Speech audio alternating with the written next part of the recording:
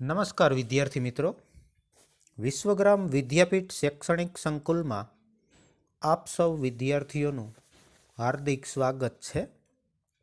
ધોરણ 12 કોમર્સ નામાના મૂળ તત્વો ભાગ 1 ચેપ્ટર નંબર 7 ભાગીદારી પેઢીનું વિસર્જન.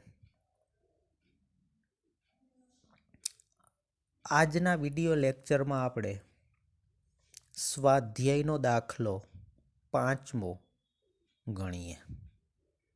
દાખલો અગત્યનો છે, મહત્વનો છે. પણ એક બીજી વાત, આગળ તમને ગ્રુપમાં બોર્ડે જાહેર કરેલ નવા બ્લુ પ્રિન્ટ તમારી મૂકેલી છે, જેનો અભ્યાસ તમારે ખાસ કરવો. આ બ્લુ પ્રિન્ટમાં ઓબ્જેક્ટિવ તમને થોડુંક વધારે આપ્યું છે, એટલે 100 ગુણના પેપરમાં તમને 30 ગુણનું વધારે ઓબ્જેક્ટિવ પૂછવામાં આવ્યું છે. એટલે વિદ્યાર્થી મિત્રો, મહેનત તમારે થોડી વધારે કરવી પડશે, એટલે માર્ક તમારે વધુ મેળવવા પડશે. કારણ કે પેપર સ્ટાઇલ એ રીતની છે, જો વ્યવસ્થિત મહેનત કરશો તો માર્ક વધુ આવશે. એટલા માટે વિદ્યાર્થીને ધ્યાનમાં રાખીને બોર્ડે આ વર્ષે બ્લુ પ્રિન્ટ નવી આ કોરોના મહામારીને કારણે નક્કી કરેલી છે, એટલે એનો અભ્યાસ કરજો. આ ચેપ્ટરમાંથી ચાલુ વર્ષે 7 ગુણનું પૂછવામાં આવશે, પણ બોર્ડ છે એ પેપરની અંદર આ ચેપ્ટરમાંથી પૂછશે 10 ગુણનું. 10 ગુણનું પૂછશે, એમાંથી તમારે 7 ગુણનું લખવાનું છે. એટલે આ ચેપ્ટરમાંથી તમને 3 ગુણનું વધારે ઓપ્શન અથવામાં આપ્યું હશે, એટલે તમારી પાસે અથવાનો ચાન્સ વધુ રહે છે. બરાબર? દાખલા નંબર 5. દાખલો અગત્યનો છે. આ દાખલામાં જેટલા વ્યવહારો આપ્યા છે, એના જેવા વ્યવહારોની તમારે પરીક્ષાની અંદર આમ નોંધ લખવાની થાય છે. 3 વ્યવહાર આપ્યા હશે, એમાંથી તમારે 3 થતી હોય તો 3, એકમાં 2 થતી હોય તો 2, એ પ્રમાણે આમ નોંધ લખવાની થાય છે. પણ 5મો અને 6ઠ્ઠો દાખલો તમે વ્યવસ્થિત સમજી લેશો, એટલે એમાં કોઈ પણ પ્રકારની કાંઈ તકલીફ જેવું રહે નહીં. અને વાત આવી મહાવરાની, તો આ દાખલા વધુ ગણવા, પ્રેક્ટિસ કરવા, કે જેથી કરીને આપણને વધુ યાદ રહે અને પરીક્ષામાં આવું પૂછાય અને આવડે તો એના માર્ક આપણને મળશે. બરાબર? 5મા દાખલાની સૂચના આપી કે નીચેના વ્યવહારની પેઢીના વિસર્જનના સંજોગોમાં થતી આમ નોંધ લખો. આમ નોંધ લખવાની છે. એમાં પહેલો વ્યવહાર છે, સૂચના બોલતો જઈશ, સમજાવતો જઈશ, બરાબર ધ્યાન રાખજો. પેઢીના વિસર્જન સમયે પાઘડીની ચોપડે કિંમત 56,000 છે. ચોપડે કિંમત 56,000 છે, એટલે ચોપડે કિંમતે પાઘડીનું ખાતું પહેલાં તો બંધ કરશું અને માલ મિલકત નિકાલ ખાતે લઈ જશું, એટલે એની એક આમ નોંધ થાય. પણ પાછળ શું કીધું? તેની કોઈ રકમ વિસર્જન સમયે ઉપજતી નથી, કારણ કે અદ્રશ્ય મિલકત છે. વિસર્જન સમયે મિલકત વેચવા જાવ તો તેની કોઈ રકમ ઉપજતી નથી. આવા સંજોગોમાં અદ્રશ્ય મિલકત કોઈ પણ પ્રકારની હોય, એની સૂચના વિશે કંઈ કીધું ન હોય, તો વિસર્જન સમયે એની આમ નોંધ થશે નહીં, ઉપજની. પણ પેઢીના ચોપડે પાઘડી બતાવી છે, આ પાઘડીની ચોપડે કિંમતે બંધ કરી અને માલ મિલકત નિકાલ ખાતે લઈ જઈએ તો એની આમ નોંધ થશે. પાઘડી મિલકત છે, મિલકતનું ખાતું બંધ કરશો એટલે પાઘડી ખાતું જમા થાય અને માલ મિલકત નિકાલ ખાતું શું થશે? ઉધાર. તો એની આમ નોંધ થશે. પહેલી આમ નોંધ, માલ મિલકત નિકાલ ખાતે ઉધાર 56,000, તે પાઘડી ખાતે જમા 56,000. બાબત જે છે, પાઘડીનું ખાતું બંધ કરી માલ મિલકત નિકાલ ખાતે લઈ ગયા તેના. આ પહેલું જે વાક્ય આપ્યું, એની ચોપડે કિંમતે પાઘડીનું ખાતું બંધ કરી માલ મિલકત નિકાલ ખાતે લઈ ગયા, એની એક આમ નોંધ થઈ. હવે પછી શું કીધું કે વિસર્જન સમયે તેની કોઈ રકમ ઉપજતી નથી. અદ્રશ્ય મિલકતોમાં આવા પ્રકારની સૂચના હોય તો ત્યાં નંબર 2 કરી અને લખવાનું કે ઉપજના સંદર્ભમાં કોઈ હિસાબી નોંધ થશે નહીં, અથવા લખી નાખવાનું કે આની નોંધ થશે નહીં, અથવા લખવાનું કે હિસાબી ચોપડે નોંધ થશે નહીં. રેડી? નંબર 2, વિસર્જન સમયે પાકા સરવૈયામાં જમીન મકાન 8 લાખ અને રોકાણો 2 લાખ દર્શાવ્યા છે. તેના અનુક્રમે 9 લાખ અને 1.5 લાખ ઉપજ્યા. વિસર્જન સમયે જમીન મકાન અને રોકાણોના 2 ખાતા બંધ કરી અને માલ મિલકત નિકાલ ખાતે લઈ જઈએ. બંને મિલકત છે.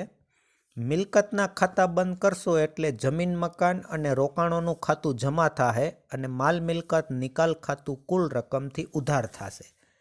તો આવા સંજોગોમાં પહેલી આમ નોંધ થશે માલ મિલકત નિકાલ ખાતે ઉધાર 8 લાખ વત્તા 2 લાખ એટલે 10 લાખ તે જમીન મકાન ખાતે જમા 8 લાખ તે રોકાણો ખાતે જમા 2 લાખ.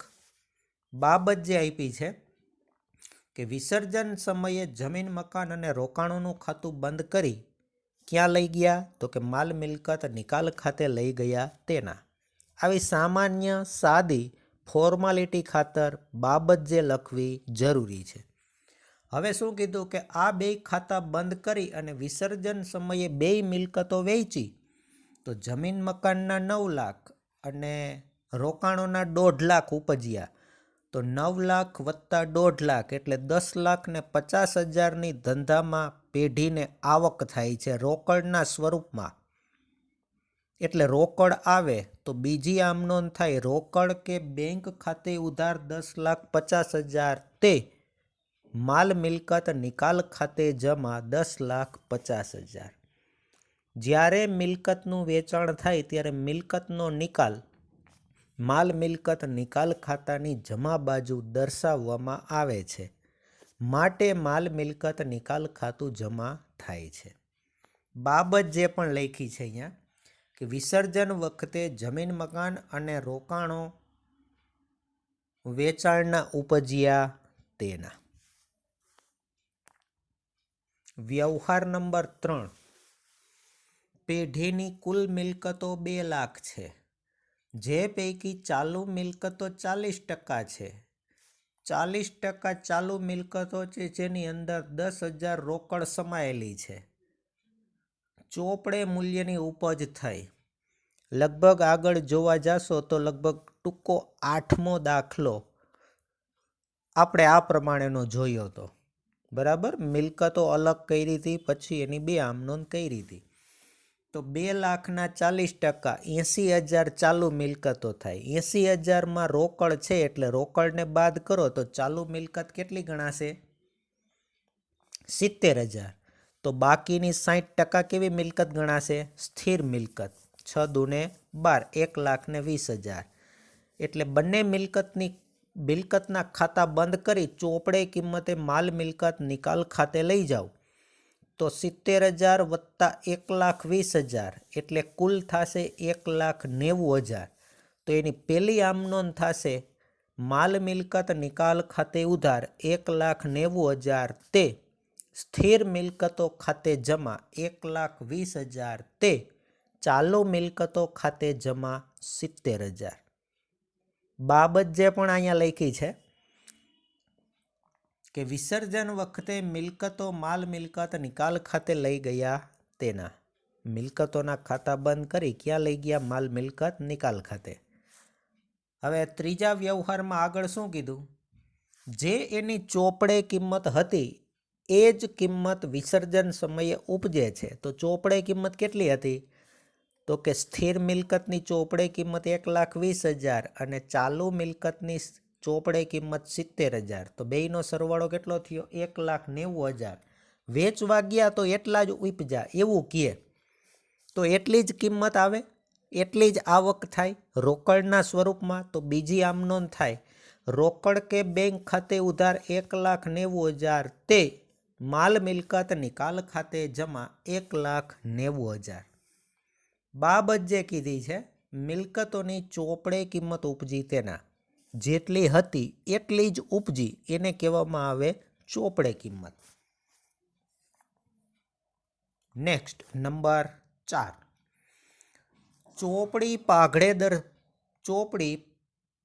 ચોપડે પાઘડી દર્શાવેલ નથી છતાં વિસર્જન સમયે તેના વેચાણના 50,000 ઉપજ્યા.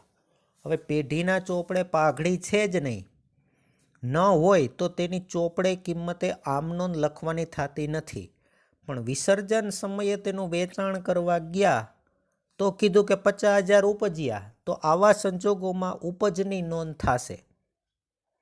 પહેલા વ્યવહારમાં જુઓ, ઉપજની કોઈ સૂચના નહોતી એટલે અદ્રશ્ય મિલકતની ઉપજની સૂચના ન હોય તો હિસાબી ચોપડે આમનોંધ થશે નહીં, પણ અદ્રશ્ય કિંમતની ઉપજની સૂચના હોય તો ચોપડે નોંધ થશે. એક જ નોંધ થશે, બધી મિલકતોની જે પ્રમાણે ઉપજે છે એ જ આમનોંધ થશે કે રોકડ કે બેંક ખાતે ઉધાર 50,000 તે માલ મિલકત નિકાલ ખાતે જમા 50,000. બાબત જે પાઘડી વેચાણના ઉપજ્યા તેના. નંબર 5.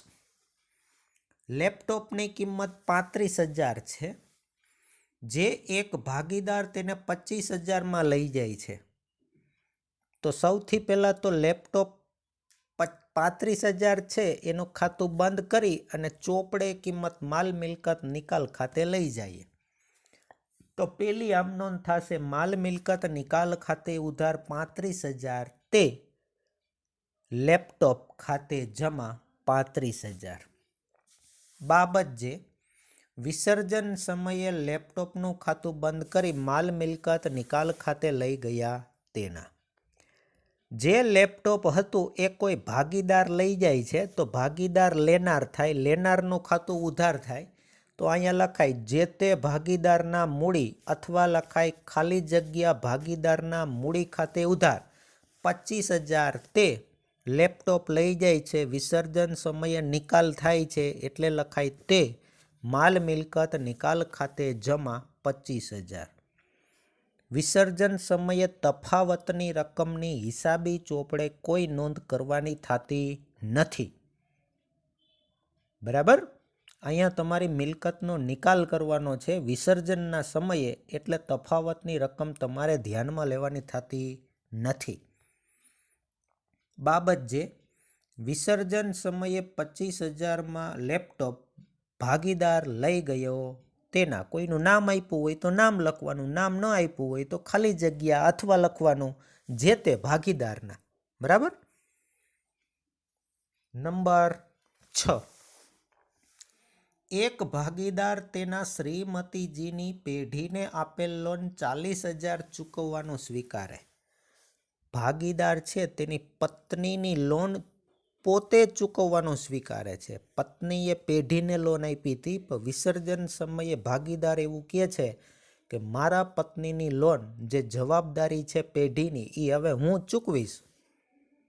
લોનની ચૂકવણી થાય તો પત્ની લેનાર થાય એટલે શ્રીમતીજીની લોન ખાતે ઉધાર લેનાર છે એટલે, અને પત્ની પણ માણસ જ છે એટલે શ્રીમતીજીની લોન ખાતે ઉધાર 40,000 તે કોણ ચૂકવવાનો સ્વીકારે તો કે ભાગીદાર પોતે આપનાર થયો, તો ત્યાં લખાય તે ખાલી જગ્યા ભાગીદારના મૂડી ખાતે જમા 40,000. બાબત જે ભાગીદારે શ્રીમતીજીની લોન ચૂકવવાનું સ્વીકાર્યું તેના. નંબર 7. આવકવેરાની જવાબદારી 30,000 ચૂકવવાની થઈ જે ચોપડે નોંધેલ નથી, જે ચૂકવી આપી. આવકવેરાની જવાબદારી પણ એક પ્રકારની જવાબદારી છે અને ચૂકવવી પડે, એનો નિકાલ કરવો પડે એટલે એની નોંધ થશે માલ મિલકત નિકાલ ખાતે ઉધાર. જવાબદારીનો નિકાલ માલ મિલકત નિકાલ ખાતાની ઉધાર બાજુ દર્શાવીને કરવામાં આવે. અને ખર્ચ છે એટલે રોકડ કે ચેક મારફતે ચૂકવો તો ધંધામાંથી રોકડ જાય, ચેક મારફતે ચૂકવો તો બેંક સિલક ઘટે એટલે લખ્યું તે રોકડ કે બેંક ખાતે જમા 30,000.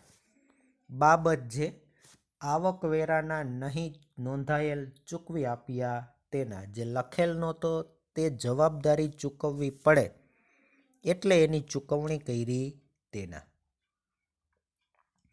નંબર 8, વિસર્જન સમયે પેઢીના તમામ દેવા ભાગીદારોની લોન ચૂકવ્યા પછી મિલકતોનો વધારો. હવે જરીક આમાં સમજજો બરાબર. તમામ દેવા અને ભાગીદારોની લોન ચૂકવાઈ ગયા પછીનો વધારો એટલે કહેવાય ચોખ્ખી મિલકત, અને આ ચોખ્ખી મિલકત એટલે થાય નફો. 1,20,000 છે. ભાગીદારો ABC નું નફા નુકસાનનું પ્રમાણ 5:3:2 છે. તો તેના નિકાલની નોંધ કરો.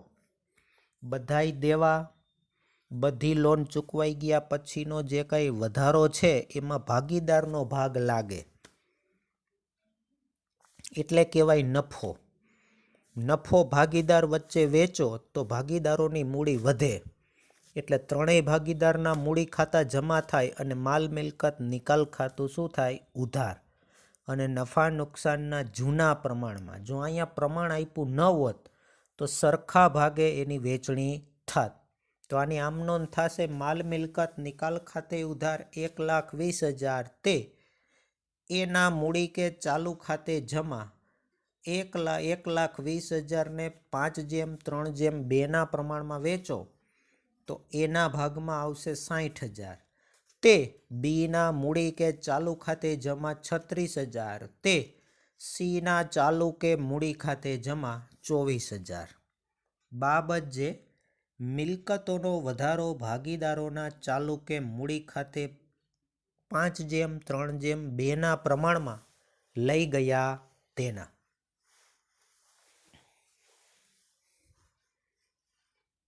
નંબર 9, જે વ્યવહારની અંદર ચોપડે કિંમત જેવો શબ્દ વાપરો હોય તે વ્યવહારની અંદર આમ નોંધ 2 થાય. એક, ચોપડે કિંમતે જે તે મિલકત કે દેવું બંધ કરી માલ મિલકત નિકાલ ખાતે લઈ જવાની, અને વિસર્જન સમયે જે કાંઈ નોંધ ઉપજ્યા હોય તેની.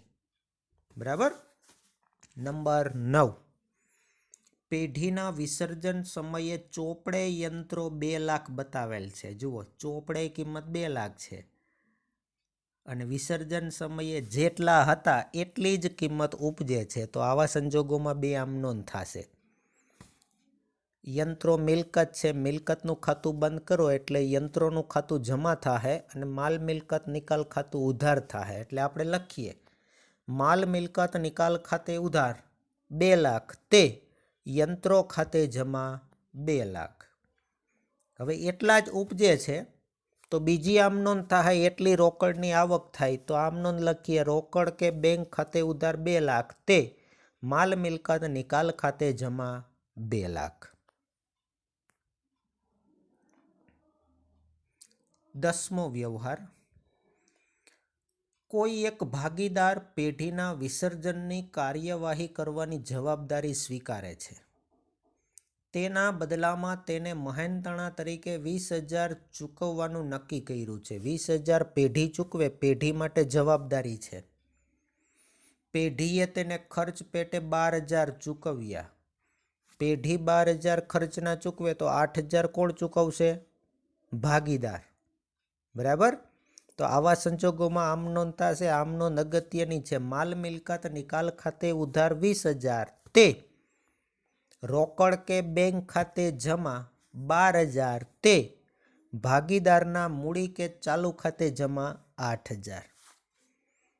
20,000 ખર્ચ પેઢીનો થયો તો કોઈ ભાગીદાર જવાબદારી ચૂકવવાનું સ્વીકારે છે તો પેઢી એને 12,000 ચૂકવે છે એટલે બાકીના 8,000 રૂપિયા છે એ ભાગીદાર ચૂકવશે.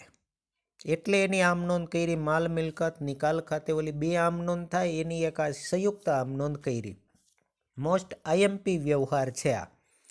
માલ મિલકત નિકાલ ખાતે ઉધાર 20,000 તે ભાગીદારના મૂડી કે ચાલુ ખાતે જમા 8,000 તે રોકડ કે બેંક ખાતે જમા 12,000. વ્યવહાર 11. પેઢીના વિસર્જન સમયે દેવાદારો 1,20,000 અને લેણદારો 60,000 છે. પેઢીના ચોપડે કીધું છે એટલે સૌથી પહેલાં આ બે, એક જવાબદારી છે, એક લેણું છે, એટલે બેયની પહેલાં એક એક આમનોંધ કરી નાખીએ, પછી બાકીની બે આમનોંધ છે એનો તમને ખ્યાલ આવશે. જો હું એકી સાથે 4 આમનોંધ બોલીશ તો એનો ખ્યાલ તમને આવશે નહીં. દેવાદારો આપણું લેણું છે, એનું ખાતું બંધ કરો એટલે દેવાદારોનું ખાતું જમા થાય, માલ મિલકતનું નિકાલ ખાતું ઉધાર થાય. તો પહેલી આમનોંધ, માલ મિલકત નિકાલ ખાતે ઉધાર 1,20,000 તે દેવાદારો ખાતે જમા 1,20,000. હવે લેણદારો જવાબદારી છે એનું ખાતું બંધ કરશું એટલે લેણદારોનું ખાતું ઉધાર થશે અને માલ મિલકત નિકાલ ખાતું શું થશે? જમા, ચોપડે કિંમતે. એટલે બીજી આમનોંધ થશે, લેણદારો ખાતે ઉધાર 60,000 તે માલ મિલકત નિકાલ ખાતે જમા 60,000. હવે આગળ શું કીધું એ અગત્યનું છે. એક ભાગીદાર 20% ઓછી કિંમતે દેવાદારો લઈ જાય છે. જે કિંમત 1,20,000 દેવાદારોની છે એ ભાગીદાર 20% ઓછી કિંમતે લઈ જાય છે અને એ જ ભાગીદાર જે જવાબદારી તરીકે લેણદારો છે એને ચૂકવવાનું સ્વીકારે છે. તો હવે ત્રીજી આમનોંધ થશે. તો દેવાદારો લઈ જાય છે 1,20,000ના 20%, 12 × 2 = 24,000 ઓછી કિંમતે. તો 1,20,000 માંથી 24,000 બાદ કરો તો 96,000 રૂપિયાના દેવાદારો લઈ જાય છે. એટલે નિકાલ થયો. કોણ લઈ જાય છે? ભાગીદાર. તો લેનાર થાહે. તો ત્રીજી આમનોંધ થશે, જે તે ભાગીદારના મૂડી કે ચાલુ ખાતે ઉધાર 96,000 તે દેવાદાર દેવું છે, લેણું છે, નિકાલ થાહે એટલે લખાશે તે માલ મિલકત નિકાલ ખાતે જમા 96,000.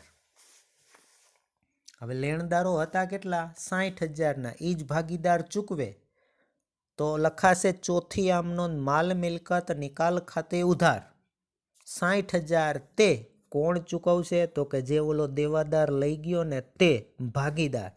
તો એની ચોથી આમનોંધમાં જમા થાય તે ભાગીદારના મૂડી કે ચાલુ ખાતે જમા 60,000. ઘણાને ખબર ન પડે, છેલ્લે એક ભાગીદાર 20% ઓછી કિંમતે દેવાદારો લઈ લેણદારને ચૂકવે છે એટલે 3 જ આમનોંધમાં ગોટો વાળી દઈએ, ચોથી આમનોંધ કરે નહીં. પણ નામ પ્રમાણે તમારે એક એક આમનોંધને અલગ કરવી પડે. 20% ઓછા તો દેવાદારો 1,20,000ના 20% કરશો એટલે 12 × 2 = 24,000 ઓછી કિંમતે લઈ જાય છે. તો 1,20,000 માંથી 24,000 બાદ કરો એટલે 96,000 કિંમતે લઈ જશે. બરાબર.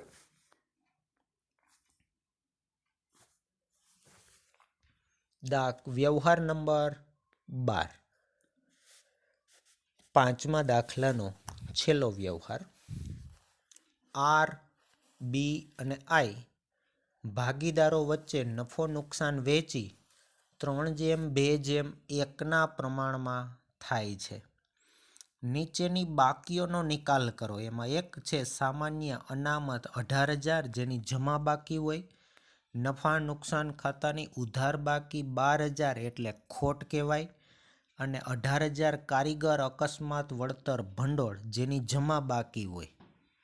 તો નીચે તમને બે આમનોંધ કરી છે, બે જમા બાકી છે એના ખાતા બંધ કરો એટલે સામાન્ય અનામતનું ખાતું અને કારીગર અકસ્માત વળતર ભંડોળનું ખાતું ઉધાર થાય 18,000 રૂપિયાથી, અને બેયનો સરવાળો 36,000 થાય, જેમાં ભાગીદારનો ભાગ લાગે, ભાગીદારોની મૂડી વધે એટલે 3:2:1ના પ્રમાણમાં 36,000ને વેચો તો આરનું મૂડી ખાતું 18,000થી, બીનું મૂડી ખાતું 12,000થી અને આઈનું મૂડી ખાતું 6,000થી જમા થાય.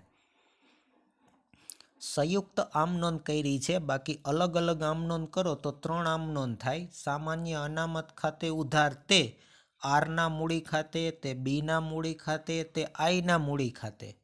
પછી આમનોંધ થાય કારીગર અકસ્માત વળતર ભંડોળ ખાતે ઉધાર તે આરના મૂડી ખાતે, તે બીના મૂડી ખાતે, તે આઈના મૂડી ખાતે. તો આવી બે આમ નોંધ કરો એની જગ્યાએ સંયુક્ત એક આમ નોંધ કરી નાખશો તો પણ ચાલશે.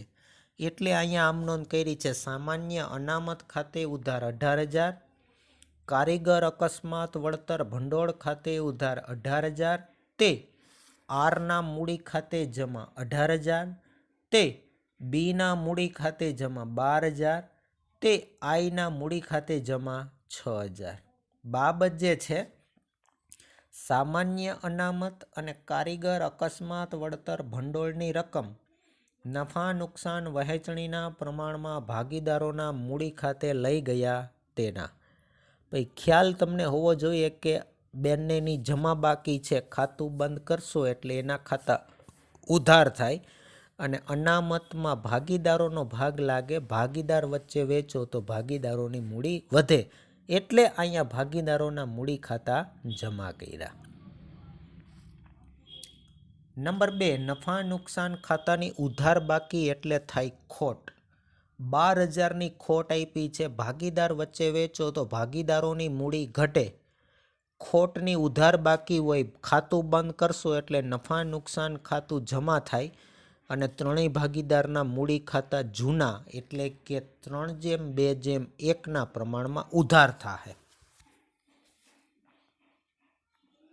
તો બીજી આમ નોંધ છે આરના મૂડી ખાતે ઉધાર 6,000, બીના મૂડી ખાતે ઉધાર 4,000, આઈના મૂડી ખાતે ઉધાર 2,000, તે નફા નુકસાન ખાતે જમા 12,000. બાબત જે કીધી નફા નુકસાન ખાતાની ઉધાર બાકી નફા નુકસાન વહેંચણીના પ્રમાણમાં ભાગીદારોના મૂડી ખાતે લઈ ગયા તેના. બરાબર. તો વિદ્યાર્થી મિત્રો, પરીક્ષાની અંદર જે આવા 12 વ્યવહાર જોયા એમાંથી એવી જ આમ નોંધ હોય પણ નામ અને રૂપિયા ફેરવી નાખે. પણ આપણે હાલવાનું છે નિયમ પ્રમાણે. નિયમ પ્રમાણે ગમે એમાં ફેરફાર કરે પણ નિયમને તમે વળગી રહેશો તો જે આમ નોંધ આપણે અહીંયા 5મા દાખલામાં જોઈ એવી જ આમ નોંધ તમારે કરવાની થાય. બરાબર. છઠ્ઠો દાખલો લઈ લઈએ. છેલ્લો દાખલો છે આ ચેપ્ટરનો, કારણ કે પછીના દાખલા છે એ મોટા છે અને આ વર્ષે તમારા કોર્સમાંથી રદ કરેલા છે. એમાંથી બોર્ડની પરીક્ષામાં પૂછવામાં આવશે નહીં એવું બ્લુ પ્રિન્ટની નીચે ચોખ્ખું લખેલું છે કે આ વર્ષે પાઠ્યપુસ્તક મંડળે રાજ્ય સરકારે જે મુદ્દા રદ કરેલા છે તેમાંથી બોર્ડની પરીક્ષામાં પૂછવું નહીં. બરાબર. તો છઠ્ઠો દાખલો આપણે જોઈ લઈએ. છેલ્લો દાખલો છે. માલ મિલકત નિકાલ ખાતું તૈયાર કરવાનું હોય ત્યારે નીચેના સંજોગોમાં થતી આમ નોંધ લખો. માલ મિલકત નિકાલ ખાતું તૈયાર કરતા હોય ત્યારે કેવી આમ નોંધ થાય વિસર્જન સમયે, જે આપણે અગાઉ જોઈ ગયા ને એ જ પ્રમાણે, પણ નામ અહીંયા ઉપર આપ્યું છે કે આ ખાતું બંધ કરતી વખતે થતી આમ નોંધ લખો. નંબર 1, યંત્રોની ચોપડે કિંમત 50,000 છે જે ભાગીદાર દર્શન 55,000માં લઈ જાય છે. તો યંત્ર 50,000નું છે તો એનું ખાતું બંધ કરી અને માલ મિલકત નિકાલ ખાતે લઈ જઈએ તો પેલી આમ નોંધ થશે માલ મિલકત નિકાલ ખાતે ઉધાર 50,000, તે યંત્રો ખાતે જમા 50,000. બાબત જે શું કીધું કે વિસર્જન વખતે યંત્રોનું ખાતું બંધ કરી માલ મિલકત નિકાલ ખાતે લઈ ગયા તેના. હવે શું કીધું કે 50,000નું યંત્ર હતું, દર્શન 55,000માં લઈ જાય છે તો દર્શન ભાગીદાર છે તો લેનારનું ખાતું ઉધાર થાય તો લખાય દર્શનના મૂડી ખાતે ઉધાર 55,000, તે મિલકતનો નિકાલ થાય છે એટલે ત્યાં મોટે ભાગે લગભગ 100% માલ મિલકત નિકાલ ખાતું જમા થશે 55,000 રૂપિયા. બાબત છે વિસર્જન વખતે 50,000માં યંત્રો ભાગીદાર દર્શન લઈ ગયો તેના. 50,000નું હતું ને દર્શન લઈ ગયો, પણ તફાવતની રકમની મેં તમને આગળ પણ કીધું હતું કે ક્યાંય તમારે નોંધ હિસાબી ચોપડે આપવાની થતી નથી. નંબર 2, દેવી હુંડી 15,000 ભાગીદાર બિમલ ચૂકવવાનું સ્વીકારે છે. પણ દેવી હુંડી 15,000ની ચોપડે કિંમતે છે તો સૌથી પહેલાં એનું ખાતું બંધ કરવું પડે. દેવી હુંડી એટલે જવાબદારી થાય. જવાબદારીની જમા બાકી હોય, ખાતું બંધ કરશો એટલે દેવી હુંડીનું ખાતું ઉધાર થાય અને જવાબદારીની ચોપડે કિંમત માલ મિલકત નિકાલ ખાતાની જમા બાજુ બતાવાય. મિલકતની ચોપડે કિંમત માલમીની ખાતાની ઉધાર બાજુ અને જવાબદારીની ચોપડે કિંમત મામીની ખાતાની જમા બાજુ. મિલકતોનો નિકાલ મામીની ખાતાની જમા બાજુ અને જવાબદારીનો નિકાલ મામીની ખાતાની ઉધાર બાજુ. તો અહીંયા પહેલી આમ નોંધ થાય દેવી હુંડી ખાતે ઉધાર 15,000 તે માલ મિલકત નિકાલ ખાતે જમા 15,000. બાબત જે દેવી હુંડીનું ખાતું માલ મિલકત નિકાલ ખાતે લઈ ગયા તેના. આ જે જવાબદારી તરીકે દેવી હુંડી 15,000 હતી એ બિમલ નામનો ભાગીદાર ચૂકવે છે. ચૂકવે એટલે જવાબદારીમાં ઘટાડો થાય, પોતે આપનાર બને એટલે બિમલનું ખાતું જમા થાય અને જવાબદારીમાં ઘટાડો થાય એટલે મામીની ખાતું ઉધાર થાય. તો બીજી આમ નોંધ થશે માલ મિલકત નિકાલ ખાતે ઉધાર 15,000 તે બિમલના મૂડી કે ચાલુ ખાતે જમા 15,000. બાબત જે ભાગીદાર બિમલે દેવી હુંડી ચૂકવવાનું સ્વીકાર્યું તેના. નંબર 3, ભૂતકાળમાં માંડી વાળેલી ઘાલખાત 11,000 માંથી પૈકી એટલે માંથી 6,000 અત્યારે વસૂલ મળ્યા એટલે રોકડા મળ્યા. પણ આપણી પાસે તો કોઈ દેવાદારનું જેદી ઘાલખાત પડી હોય તેથી દેવાદારનું ખાતું જમા થયું એટલે આપણા ચોપડે હવે દેવાદારનો કોઈ રેકોર્ડ હશે નહીં. પણ 6,000 અત્યારે વિસર્જન સમયે મળે છે તો આવક જ થાય છે, કા રોકડના સ્વરૂપમાં કા બેંક સ્વરૂપે. તો આમ નોંધ લખાય રોકડ કે બેંક ખાતે ઉધાર 6,000 તે માલ મિલકત નિકાલ ખાતે જમા 6,000. હાવ સિમ્પલ છે. બાબત જે ઘાલખાતના પરત મળ્યા તેના આગળ નહોતા દીધા એ હવે વિસર્જન સમયે દે છે તો એ પેઢીની એક આવક છે. આવક રોકડ કે બેંક ખાતે ઉધાર તે માલ મિલકત નિકાલ ખાતે જમા. નંબર 4, પરચુરણ મિલકતોની ચોપડે કિંમત 2,70,000 છે અને વિસર્જન સમયે ઉપજ્યા 2,27,000. ચોપડે કિંમતની પહેલી આમ નોંધ કરીએ તો માલ મિલકત નિકાલ ખાતે ઉધાર 2,70,000 તે પરચુરણ મિલકતો ખાતે જમા 2,70,000. બાબત જે કીધી છે કે પરચુરણ મિલકતોનું ખાતું બંધ કરી માલ મિલકત નિકાલ ખાતે લઈ ગયા તેના. હવે 2,70 માંથી ઉપજે છે કેટલા? 2 હિતાવી. પેઢીમાં જ આવક થાય છે રોકડ કે બેંક સ્વરૂપે તો બીજી આમ નોંધ થાય રોકડ કે બેંક ખાતે ઉધાર 2,27,000 તે માલ મિલકત નિકાલ ખાતે જમા 2,27,000. બાબત જે લખી પરચુરણ મિલકતોના ઉપજ્યા તેના અથવા લખાય રોકડા ઉપજ્યા તેના. કિંમત તમે આમ નોંધમાં લખી છે, કિંમત બાબત જેમાં નહીં લખો તો પણ ચાલશે. નંબર 5, પરચુરણ લેણદારો 60,000 છે. પહેલાં તો એનું ચોપડે કિંમતે ખાતું બંધ કરવું પડશે. લેણદારો જવાબદારીની જમા બાકી ખાતું બંધ કરો એટલે લેણદારોનું ખાતું ઉધાર થશે. એટલે પહેલી આમ નોંધ થશે લેણદારો ખાતે ઉધાર 60,000 તે માલ મિલકત નિકાલ ખાતે જમા 60,000. બાબત જે પરચુરણ મિલકતોના ખાતા માલ મિલકત નિકાલ ખાતે લઈ ગયા તેના. આગળ શું કીધું કે દેવું એટલે કે લેણદારો જે 60,000 હતા એ 25% વટાવે ચૂકવ્યું. તો 60,000 25 × 150 એટલે 15,000 વટાવનો ફાયદો પેઢીને થાય. તો 60,000 માંથી 15,000 બાદ કરો તો લેણદારો નામનું દેવું તમારે 45,000 રૂપિયાથી ચૂકવવું પડે.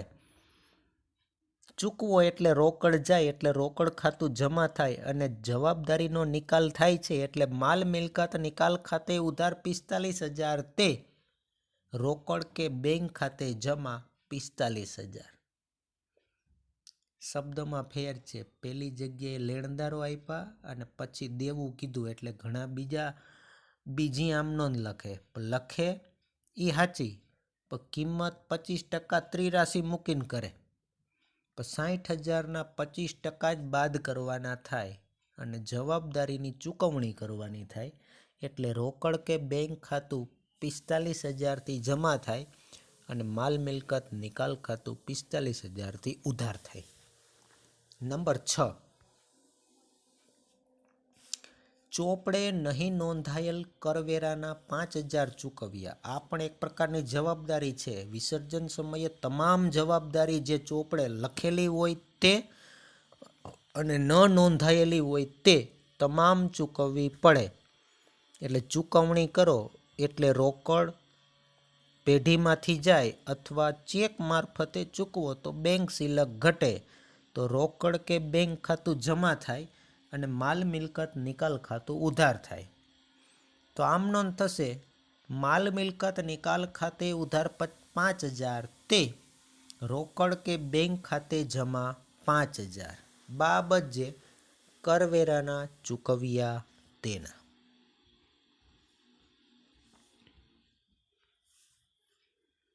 વ્યવહાર નંબર 7, વિસર્જન ખર્ચ 5,000 ચૂકવ્યો. વિસર્જન ખર્ચ પેઢીએ જ ભોગવવાનો હોય.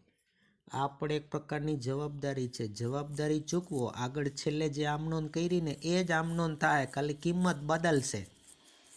માલ મિલકત નિકાલ ખાતે ઉધાર 5,000 તે રોકડ કે બેંક ખાતે જમા 5,000 બાબત જે વિસર્જન ખર્ચ ચૂકવ્યો તેના. નંબર 8, છેલ્લો વ્યવહાર, ચોપડે પાઘડી બતાવેલ નથી તો એની આમનોંધ થશે નહીં. પણ શું કીધું કે વિસર્જન વખતે તેનું વેચાણ કર્યું તો 20,000 ઉપજ્યા. ઉપજ્યા એટલે રોકડમાં જ આવક થાય. આગળ આવી ગયું 5મા દાખલામાં.